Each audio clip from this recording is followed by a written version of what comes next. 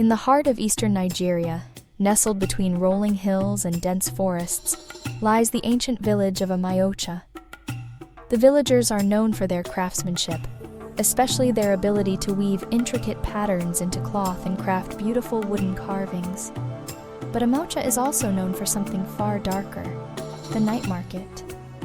Legend has it that the night market appears only on the darkest nights, when the moon hides behind thick clouds and the air is heavy with the scent of impending rain. The market is said to be a place where the living and the dead come together to trade, but the villagers know better than to venture there. The elders warn that those who do return with more than they bargained for, if they return at all. Ekene, a young and ambitious woodcarver, has always been curious about the night market. He dismisses the stories as mere superstitions, the ramblings of old men trying to keep the young in line. He dreams of creating a masterpiece that will bring him fame beyond the borders of Amaocha, and he believes that the night market holds the secret to unlocking his full potential. One night, after a long day of carving, Ekene is visited by a mysterious figure in his dreams, a woman dressed in white, her face obscured by a veil. She beckons him to follow her to the night market, promising him unimaginable power if he does. The dream feels so real that Ekene wakes up with the scent of her perfume lingering in his room. Ignoring the warnings of his elders, Ekene decides to follow the woman's call. He waits for the next dark night when the village is silent and the world seems to hold its breath. With his carving tools strapped to his waist, he ventures into the forest. The path to the night market is treacherous.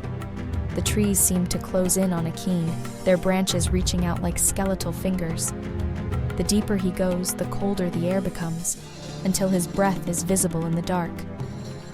Finally, he sees a clearing bathed in a sickly green light, where stalls made of bones and driftwood are arranged in a chaotic circle. The market is bustling, but not with the living. Spirits of the dead, their forms flickering like candle flames, float from stall to stall. Ekene is drawn to a stall where the woman from his dream is waiting. Her veil is gone, revealing a face so beautiful it's almost painful to look at.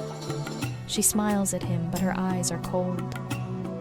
She offers him a carving knife made from the bone of a long-forgotten ancestor, promising that it will bring his work to life.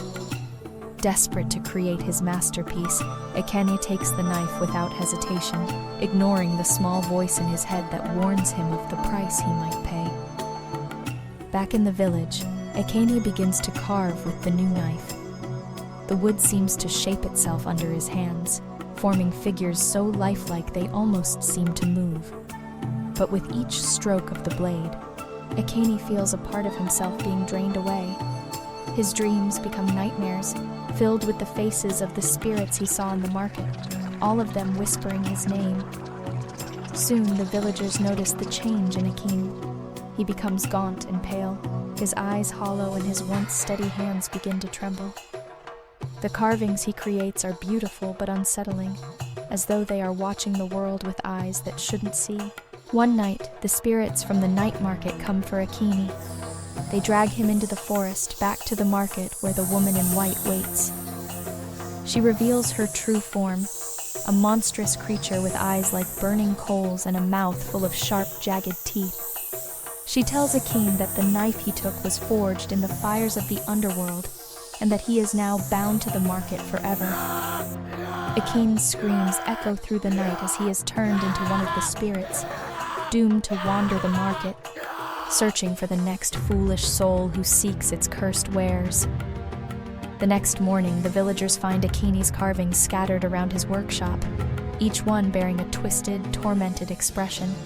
They gather the carvings and burn them, hoping to rid the village of the curse. But the elders know that the night market will return, as it always does, to claim another soul.